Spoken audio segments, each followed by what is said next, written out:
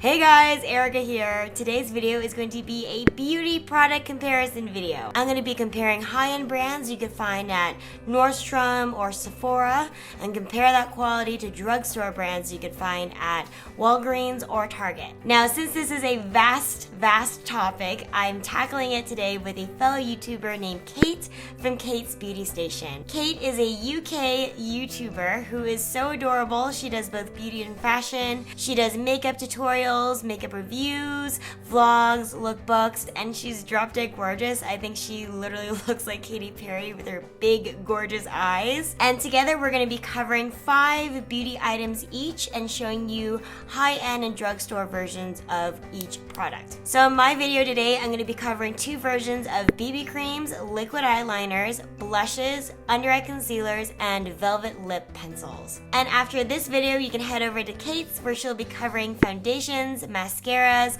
lipsticks, nail polishes, and face cleansers. So together, we're hoping both videos will be a very good, comprehensive review on some of the most common beauty items you probably use today. So on that note, let's get started. First, I'm going to compare BB creams. I have the Garnier Fructis Skin Renew Skin Perfector BB Cream in Fair Light, and I'm comparing it against the Smashbox Camera Ready BB Cream in Fair Light.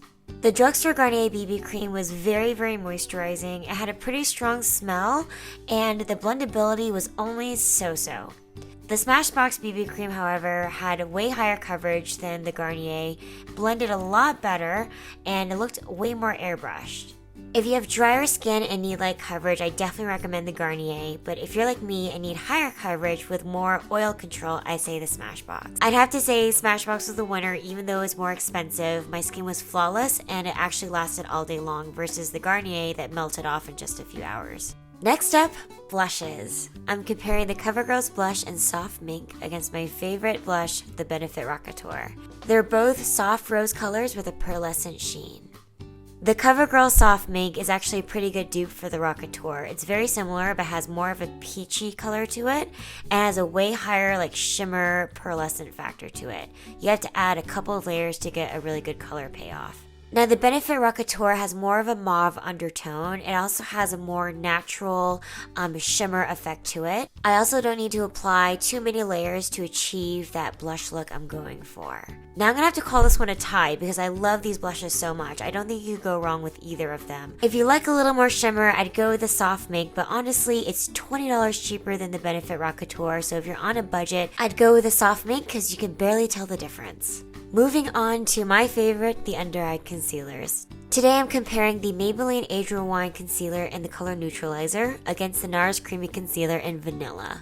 The Maybelline has a really cool sponge tip applicator where you just click it a few times and all the product gets distributed on the sponge. I like that you can cover so much surface area at one time, and this color has a really nice yellow undertone that is so incredibly brightening. I mean, I literally use this every single day. Now the NARS concealer has amazing concealing power. It can literally cover anything. It's kind of like spackle.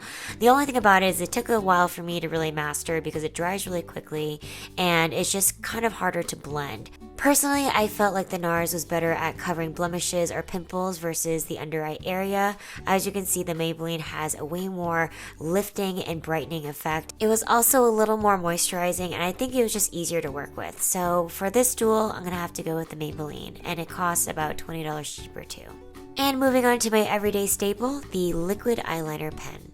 I'm comparing the Maybelline Eye Studio liquid liner against the Stila Stay All Day liquid liner. And here's just a close-up of the tips. As you can see, the Maybelline's is a lot longer. With the Maybelline, I really had a hard time getting used to it, but once I did, I really loved it. It's a very long, flexible tip, so you have to be really careful and do very careful, long, steady strokes. And once you get a hang of it, it is so easy to use. It's kind of like using a paintbrush versus like a marker. Now the Stila has a pretty typical tip size. It's kind of like a short little marker.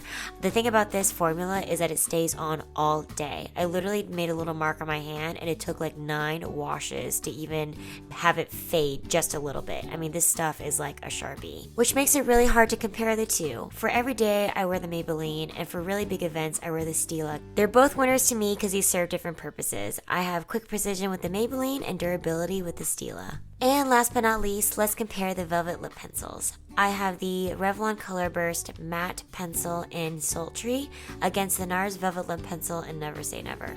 The Revlon Matte Color Burst was really rich and creamy. I was so surprised at the formula. It came on very rich, had great color payoff, and I only needed a few swipes to really get a really intense color going on. Moving on to the NARS, it was just as great, but it had different benefits. The NARS pencil had absolutely no bleeding. It was a lot easier to apply and have a more finished, clean line versus the Color Burst, and I honestly really love the variety of colors that NARS provides versus Revlon that only has a select few. It was also a little more sheer and easy to layer. So between the two, I think Revlon has a good formula for people with dry lips, but you have very limited colors, and NARS is great for people who want a little bit more control and want a wider range of colors. Personally, I love the NARS so much more because the colors are amazing. I just need to make sure to moisturize before I apply so I get the same plumpness as the Revlon. Alright guys, that does it for today's video. Make sure to click right here to watch Kate's video where she's going to cover foundations, mascaras, lipsticks, nail polishes, and face cleansers. Make sure to click right here to subscribe to her channel. Again, if you're just arriving from Kate's channel, welcome. I am so excited to have you here, and I hope you like the stuff I put out because this is one of my favorite things to do in life. So, yeah. Hope I rock your world. I'm going to be linking all of the items that I discussed today down below in the description bar in case you are curious or want to check them out yourselves. I love you guys so much, and I will see you guys next Thursday.